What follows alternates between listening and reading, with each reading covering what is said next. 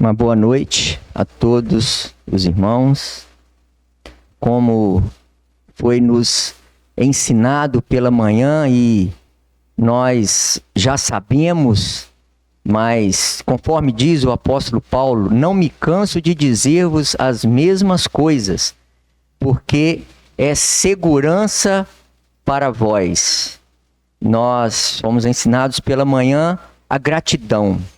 Gratidão que nós devemos ter ao nosso Deus por todas as bênçãos que Ele tem derramado sobre as nossas vidas, como foi com o povo de Israel e com cada um de nós que hoje está aqui nesta noite, gozando de uma relativa saúde, tendo a condição de estar aqui nesta noite presente, aproveitando mais uma oportunidade dada por Deus a cada um de nós, de sermos expostos à luz do Evangelho de nosso Senhor e Salvador Jesus Cristo. Sermos expostos à luz da Palavra de Deus que tudo mostra dentro do nosso ser, do nosso coração. Porque o Senhor conhece o mais profundo do nosso ser, o mais íntimo de cada um de nós. Ele conhece a cada coração. Então que nós possamos ter um coração grato ao Senhor, agradecido a Ele pelas bênçãos que Ele tem derramado sobre as nossas vidas. Eu quero convidar para nós estarmos abrindo as nossas Bíblias no Evangelho segundo João, no capítulo 11, é um texto muito conhecido e também onde muitas mensagens são feitas sobre este capítulo 11 do Evangelho segundo João. Fala a respeito da ressurreição de Lázaro. Eu vou pedir para a Patrícia colocar para mim, Evangelho segundo João, capítulo 11, a partir do versículo 1, é uma leitura longa, mas nós vamos estar fazendo ela de forma mais rápida. Estava então enfermo um certo Lázaro de Betânia, aldeia de Maria e de sua irmã Marta. E Maria era aquela que tinha ungido o Senhor com unguento e lhe tinha enxugado os pés com os seus cabelos, cujo irmão Lázaro estava enfermo. Mandaram-lhe, pois, suas irmãs dizer: Senhor, eis que está enfermo aquele que tu amas. E Jesus, ouvindo isso, disse: esta enfermidade não é para a morte, mas para a glória de Deus, para que o Filho de Deus seja glorificado por ela. Ora, Jesus amava a Marta e a sua irmã e a Lázaro. Ouvindo, pois, que estava enfermo, ficou ainda 2 dias no lugar onde estava. Depois disso, disse aos seus discípulos: vamos outra vez para a Judéia. Disseram-lhe os discípulos: Rabi, ainda agora os judeus procuravam apedrejar-te e tornas para lá? E Jesus respondeu: não há 12 horas no dia? Se alguém andar de dia, não tropeça, porque vê a luz deste mundo. Mas, se andar de noite, tropeça, porque nele não há luz. Assim falou e depois disse-lhes: Lázaro, nosso amigo, dorme, mas vou despertá-lo do sono. Disseram, pois, os seus discípulos: Senhor, se dorme, estará salvo. Mas Jesus dizia isso da sua morte. Eles, porém, cuidavam que falava do repouso do sono. Então Jesus disse-lhes claramente: Lázaro está morto. E folgo por amor de vós de que eu lá não estivesse, para que acrediteis, mas vamos ter com ele. Disse, pois, Tomé, chamado Dídimo, aos condiscípulos: vamos nós também para morrermos com ele. Chegando, pois, Jesus, achou que já havia 4 dias que estava na sepultura. Ora, Betânia distava de Jerusalém quase 15 estádios. E muitos dos judeus tinham ido consolar a Marta e a Maria acerca de seu irmão. Ouvindo, pois, Marta que Jesus vinha, saiu-lhe ao encontro. Maria, porém, ficou assentada em casa. Disse, pois, Marta a Jesus: Senhor, se tu estivesses aqui, meu irmão não teria morrido. Mas também agora sei que tudo quanto pedires a Deus, Deus te concederá. Disse-lhe Jesus: Teu irmão há de ressuscitar.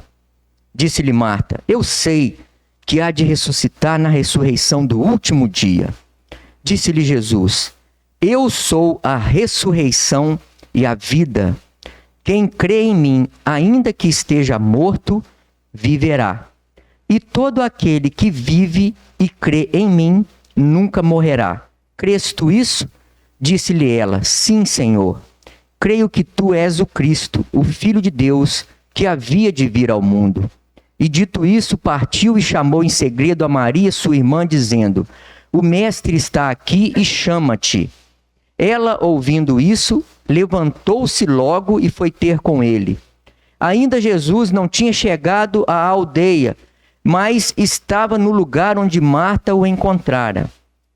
Vendo, pois, os judeus que estavam com ela em casa e a consolavam que Maria apressadamente se levantara e saíra, seguiram-na dizendo: Vai ao sepulcro para chorar ali.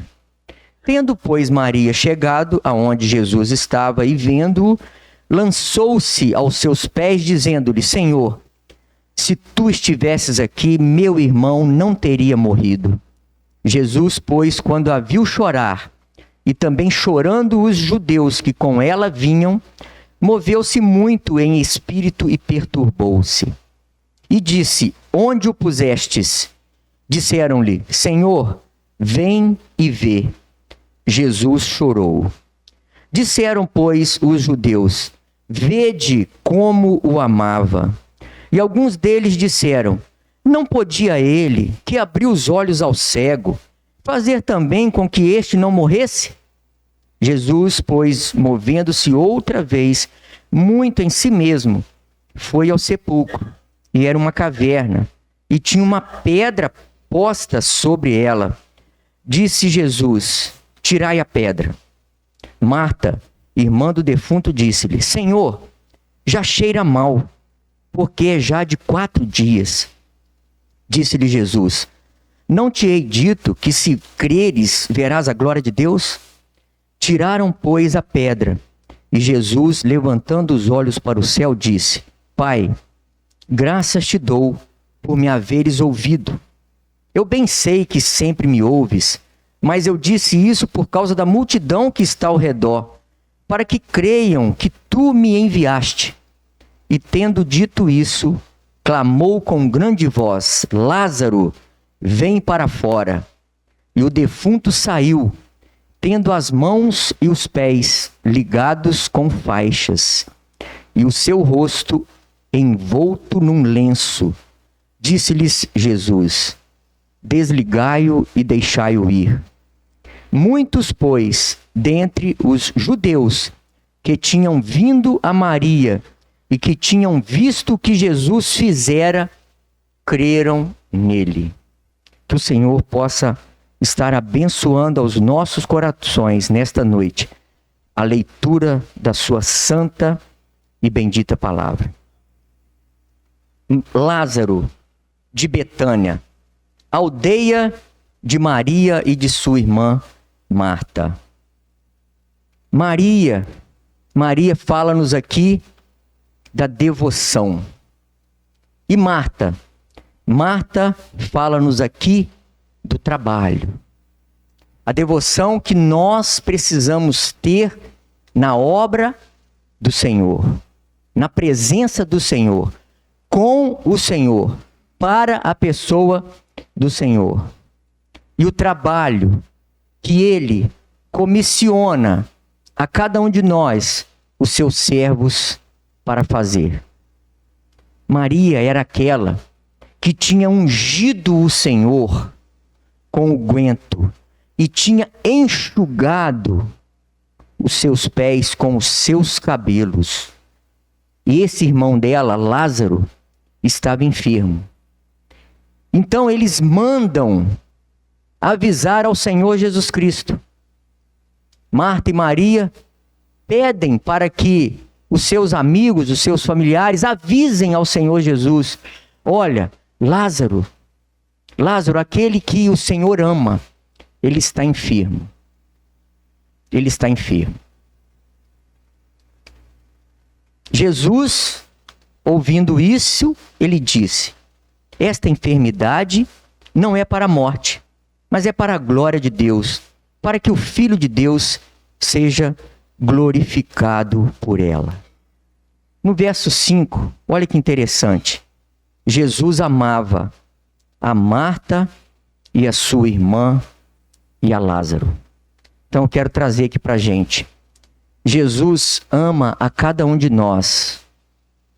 Ama cada um de nós. Indistintamente. A todos nós. E a prova do amor de Jesus para conosco é que ele entregou a sua vida. Ele, como o Filho de Deus, ele não teve por usurpação ser igual a Deus, mas ele tomou a forma humana. Ele se fez carne, e o Verbo se fez carne e habitou entre nós. O amor de Deus por nós, ao enviar o seu Filho Jesus, mostra-nos o quanto ele se preocupa conosco, com as nossas mazelas, com as nossas misérias, com todos os nossos problemas e dificuldades, as nossas imperfeições, como o Senhor nos ama. Mesmo nós não buscando a presença dele, mesmo nós não nos interessando em buscar um relacionamento com ele, comunhão com ele, mas ele prova o seu amor para conosco. A Bíblia nos diz: Deus prova o seu amor para conosco, em que Cristo morreu por nós, sendo nós ainda pecadores. Jesus amava a Marta e a sua irmã e a Lázaro. Então, ouvindo, pois, que estava enfermo, o Senhor ainda ficou mais 2 dias no lugar onde ele estava. Nós podemos pensar que foi um descaso do Senhor com a situação pela qual aquela família estava passando. Mas não foi bem assim. Não foi bem assim. Porque quando nós pedimos algo ao Senhor, ou buscamos, almejamos algo, alcançar algo na nossa vida, nós queremos para ontem, não é mesmo? Nós queremos as coisas que cheguem rápido para nós somos imediatistas, né? Nós queremos que as coisas aconteçam ao nosso tempo, do nosso jeito, do nosso modo. Mas aqui, o Senhor estava dando a oportunidade para os judeus de crerem nele como o Messias prometido, como o Cristo de Deus, o ungido de Deus que veio ao mundo. O Senhor estava dando o tempo para que as pessoas, e principalmente aquela família, pudesse descansar no Senhor, no seu poder, na sua graça e na sua infinita misericórdia.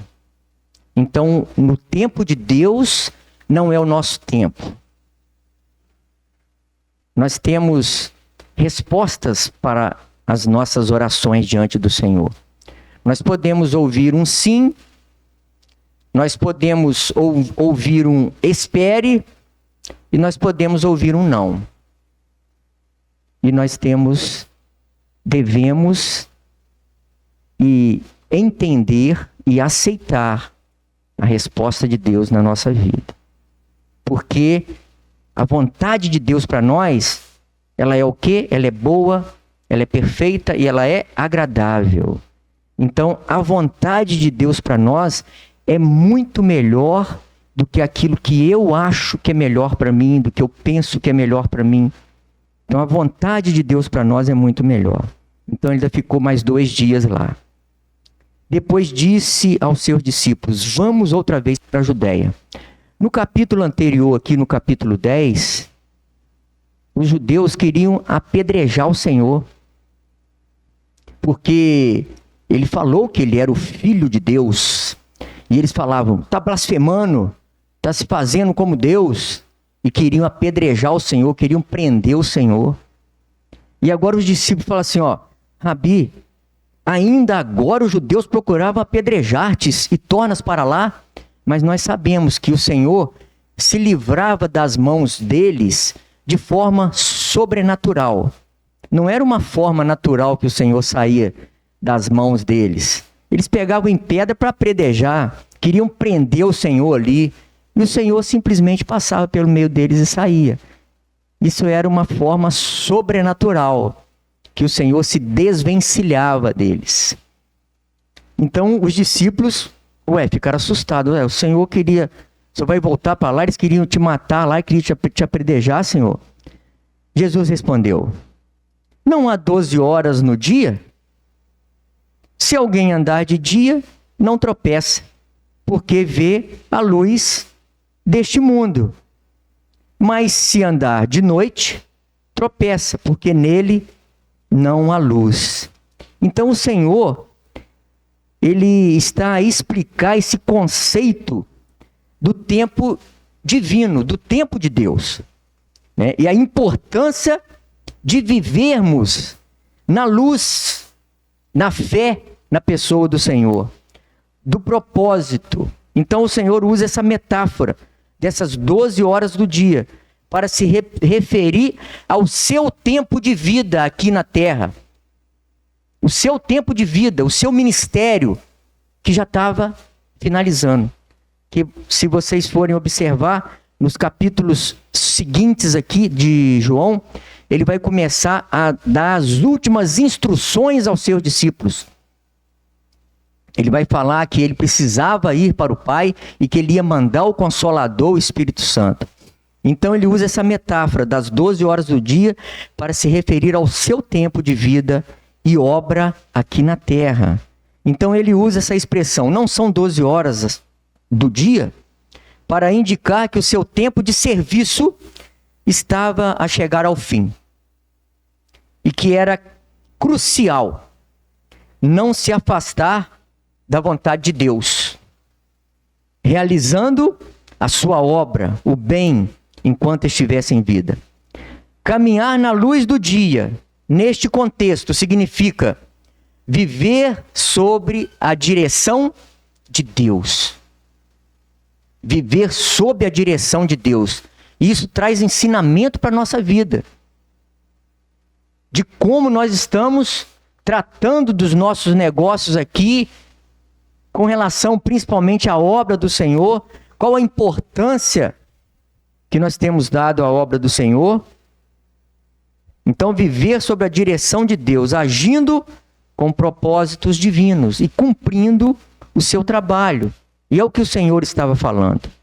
Então, ao fazer isso, uma pessoa caminhando durante as 12 horas do dia não cairá, não tropeçará nos tropeços espirituais que a cegueira e a escuridão podem trazer. Não são 12 horas no dia? Se alguém andar de dia, não tropeça, porque vê a luz deste mundo. Mas se estiver nas trevas, tropeça, porque nele não há luz. E Jesus disse: eu sou a luz do mundo. Eu sou a luz do mundo. Em resumo, Jesus quer dizer que o tempo é valioso, que o tempo é limitado. O nosso tempo aqui é valioso, irmãos. Não vamos desperdiçar o nosso tempo. O nosso tempo aqui é limitado. O salmista diz que a nossa vida é de 70 anos. Aqueles que chegam aos 80 por causa da sua robustez, mas o mais deles é canseira e enfado. Então vamos trabalhar enquanto é dia, porque a noite ela vai chegar. Então, por isso, nós devemos viver cada dia com propósito, agindo na luz da verdade e do bem. É um chamado à ação e à fé. Lembrando que a nossa vida é curta e devemos usá-la para fazer a obra de Deus e evitar os tropeços do caminho. Evitar os tropeços do caminho. Então assim ele falou e depois disse-lhes: Lázaro, nosso amigo, dorme, mas vou despertá-lo do sono. Os discípulos, então, eles estavam cuidando que o Senhor estava falando do sono, do repouso do sono. Estava dormindo. Mas Jesus dizia isso da sua morte, porque os discípulos falaram assim: ó Senhor, se ele dorme estará salvo. Mas Jesus dizia isso da sua morte. Eles, porém, cuidavam que falava do repouso do sono. Então Jesus disse-lhes claramente: Lázaro está morto. E folgo por amor de vós, de que eu lá não estivesse, para que acrediteis, mas vamos ter com ele. Disse, pois, Tomé, chamado Dídimo, aos condiscípulos: vamos nós também para morrermos com ele. Chegando, pois, Jesus achou que já havia 4 dias que estava na sepultura. Betânia distava de Jerusalém quase 15 estádios. Bem, um estádio tinha aproximadamente 185 metros. 15 estádios era bem pertinho, gente. Aproximadamente uns 3 quilômetros. Era uma caminhada rápida. 3 quilômetros. Era aproximadamente 3 quilômetros. Agora a gente fica pensando, quero falar sobre o nome Lázaro aqui, que eu não falei no início da mensagem. O significado desse nome, né? Que no hebraico é El-Azar, né? Elazar ou Eleazar. El, Deus, e Azar, Deus me ajudou. Deus me ajuda. Deus me ajuda. Esse é o significado do nome Lázaro. Só para a gente entrar no nosso contexto aqui. Para mostrar como Deus nos ajuda, como Deus ajuda. Né? Muitos dos judeus que tinham ido consolar a Marta e a Maria acerca de seu irmão, ouvindo, pois, Marta que Jesus vinha, saiu-lhe ao encontro. Maria, porém, ficou assentada em casa. Nós vemos aqui Marta, né? Sempre mais ali pronta, de prontidão para o serviço, para o trabalho.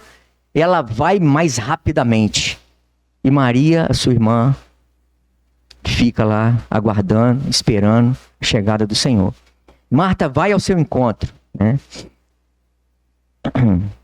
Disse, pois, Marta a Jesus, é o versículo 21, se quiser acompanhando aí enquanto eu estou passando.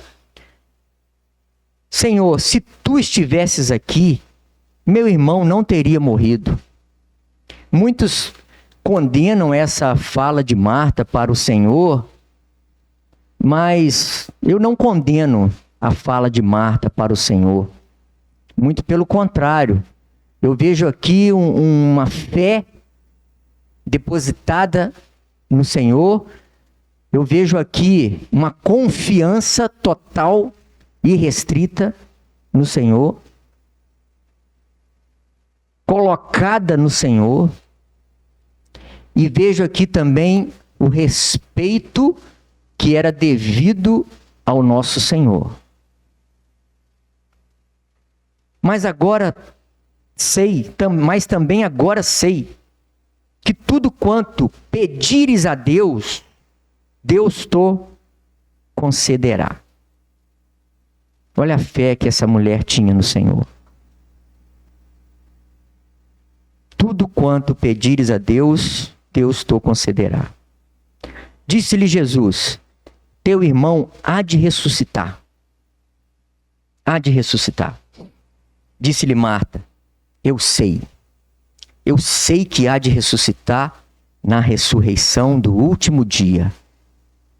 Ela era uma crente fiel no Senhor e cria que o seu irmão e que também ela iria participar eternamente na presença de Deus. Disse-lhe Jesus: eu sou a ressurreição e a vida. Quem crê em mim, ainda que esteja morto, viverá. Vamos dar uma paradinha aqui. A palavra de Deus nos diz que nós estávamos mortos nos nossos delitos e pecados. Todo aquele que vem a este mundo e ainda não se reconciliou com Deus através da obra realizada por Cristo na cruz do Calvário, está morto. Está morto nos seus delitos, nos seus pecados, nas suas ofensas diante de Deus. Romanos capítulo 5, versículo 12, se eu não me engano, 12 ou 11. Pelo que, como por um homem entrou o pecado no mundo, e pelo pecado a morte, assim também a morte passou a todos os homens. Por isso que todos pecaram.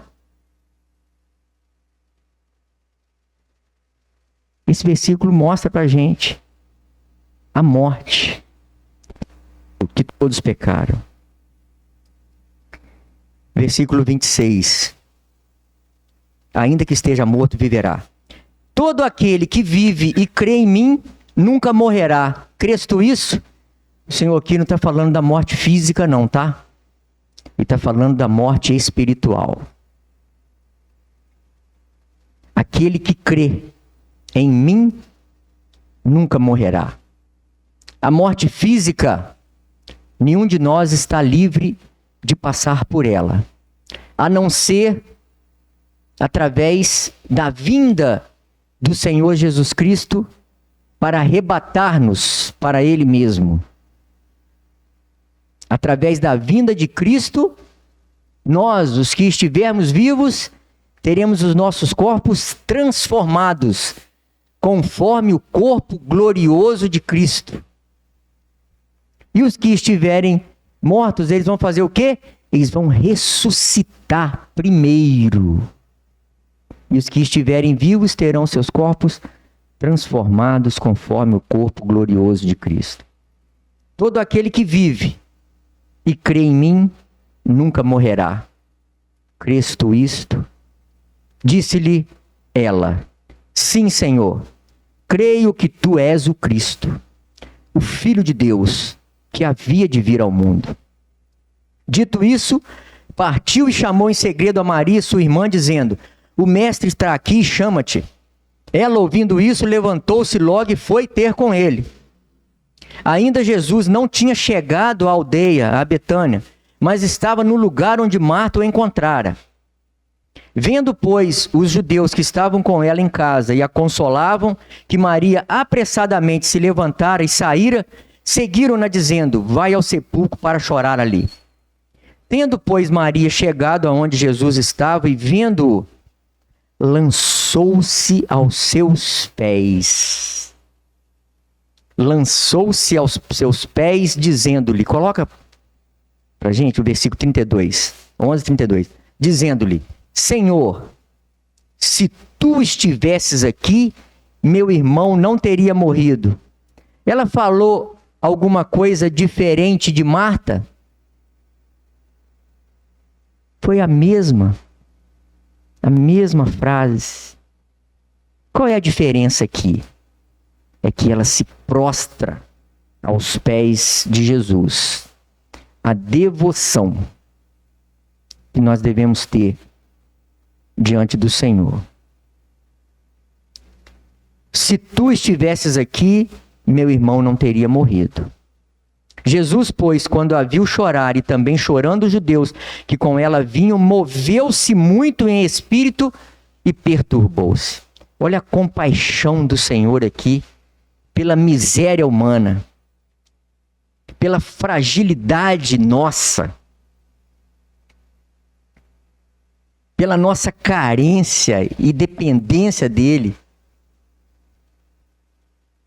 moveu-se muito e perturbou-se. E disse: onde o puseste? Disseram-lhe: Senhor, vem e vê. Isso aqui é considerado o menor versículo da palavra de Deus. Tá? Nós temos mais 2 versículos que também são pequenos, mas esse aqui é considerado o menor de acordo com a tradução, tá, irmãos? De acordo com a tradução. Jesus chorou. Olha aqui a compaixão do Senhor, a empatia do Senhor, para como ele se move no seu interior, buscando resolver o problema daquela família, resolver aquele sofrimento que eles estavam passando. Porque nós perdemos nossos entes queridos para a morte, essa morte física.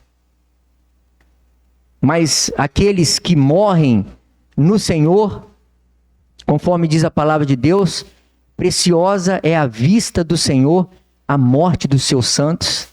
Eles estão nos braços do Senhor, aguardando terem os seus corpos ressuscitados, gloriosos, conforme o corpo de Cristo, e estão descansando na presença do Senhor. Alguns deles disseram, versículo 36, disseram, pois, os judeus: vede como o amava. Alguns deles disseram: não podia ele, que abriu os olhos ao cego, fazer também com que este não morresse? Vou só fazer uma pausa aqui para a gente comentar aqui. Havia entre os mestres de Israel, né, a tradição judaica também, havia alguns milagres que somente o Messias, o Filho de Deus, o Cristo ungido de Deus, poderia fazer. E a ressurreição de um morto depois de 4 dias era um desses milagres. Segundo a tradição rabínica dos judeus. Porque segundo essa tradição judaica, o espírito do morto ainda pairava durante 3 dias ali ainda. Então, durante 3 dias poderia acontecer daquele morto ressuscitar. Mas depois de 4 dias, aí já não tinha jeito mais. Não tinha jeito. Então, segundo a tradição rabínica, judaica, então somente o Messias poderia realizar, aos olhos dos judeus, poderia realizar esse milagre. Então nós observamos aqui como o Senhor é misericordioso e como a graça de Deus quer buscar esse povo, quer buscar cada um de nós. Como ele esperou esses dias para ver se eles tivessem seus corações, sabe, quebrantados ali diante dele, e reconhecesse que ele era o Messias, que ele era o Filho de Deus, que ele veio para o que era seu, povo judeu.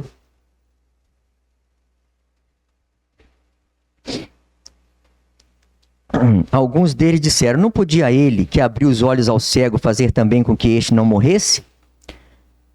Jesus, pois, movendo-se outra vez muito em si mesmo, foi ao sepulcro. E era uma caverna, e tinha uma pedra posta sobre ela. Disse Jesus: tirai a pedra. Tirai a pedra. Quem sabe tem uma pedra que está no seu coração, que está fechando a porta do seu coração, para que você não compreenda a graça de Deus, o amor de Deus por você. Quem sabe tem uma pedra ainda que está posta no seu coração e você precisa remover essa pedra. Só você pode tirar essa pedra, porque aquilo que nós podemos fazer, o Senhor não vai fazer. Ele podia muito bem, milagrosamente, remover aquela pedra, mas ele pede para que as pessoas retirassem aquela pedra. Quem sabe? Qual é o tamanho da pedra que está impedindo você de se achegar à presença de Deus, de reconhecer que carece de Deus, que é um pecador, que precisa da presença de Deus na sua vida, ter a sua vida transformada pela obra de Cristo. Qual é o tamanho dessa pedra? Só você pode tirar. Marta, irmã do defunto, disse-lhe: Senhor, já cheira mal, porque é já de 4 dias. Senhor, não mexe não, Senhor. Já está cheirando mal, é de 4 dias, Senhor. Não mexe não. Deixa isso, Senhor. Quem sabe você está pensando assim também. Você pode ter os seus 40, 50, 60 anos, não sei, ou até mais. Você fala: não, a minha vida já não tem mais jeito. Sabe, a minha vida já cheira mal, já. Tem jeito não vou mexer com isso não. Deixa isso para lá. Mas o Senhor quer que você tire a pedra e quer que você se achegue na presença dele, reconhecendo-o como seu único e suficiente Salvador. Já cheira mal, Senhor, é de 4 dias. Disse-lhe Jesus: não te hei dito que se creres verás a glória de Deus? Tiraram, pois, a pedra, e Jesus, levantando os olhos para o céu, disse: Pai, graças te dou por me haveres ouvido. Eu bem sei que sempre me ouves, mas eu disse isso por causa da multidão que está ao redor, para que creiam que tu me enviaste. Ele mostra para todos os que estavam à sua volta a comunhão que ele, o Filho, tinha com o Pai. Mostra para todo mundo que está à volta ali a comunhão que ele tinha com o Pai. Tendo dito isso, clamou com grande voz: Lázaro, vem para fora. Autoridade do Senhor sobre a morte. Autoridade do Senhor sobre a morte. Lázaro, vem para fora. E o defunto saiu, tendo as mãos e os pés ligados com faixas, e o seu rosto envolto num lenço. Disse-lhes Jesus: desligai-o e deixai-o ir. Assim é todo aquele que está vivendo neste mundo, sem a presença do Senhor, vivendo sem o Senhor Jesus na sua vida. Está como aquele defunto. Está amarrado, está ligado ao pecado, está preso pelo pecado, está com os seus olhos vendados, não consegue ver a sua condição espiritual, a sua condição de perdido e que está caminhando a passos largos para uma perdição eterna. Desligai-o e deixai-o ir. Muitos, pois, dentre os judeus que tinham vindo a Maria e que tinham visto o que Jesus fizera, creram nele. Eu fico perplexo aqui com esse versículo. Nem todos creram. Nem todos. Muitos creram, mas nem todos. Um milagre desse tamanho e nem todos creram. Como a incredulidade do ser humano é algo latente nos nossos corações. Essa disposição consciente para não crer nas coisas de Deus, nas coisas espirituais. Por isso que o maior de todos os milagres que pode acontecer na vida do ser humano é a sua conversão. E o Senhor espera nesta noite que você se converta a Ele nesta noite. Que você possa abraçá-lo, que você possa recebê-lo, confessá-lo como seu único e suficiente Salvador. Amém.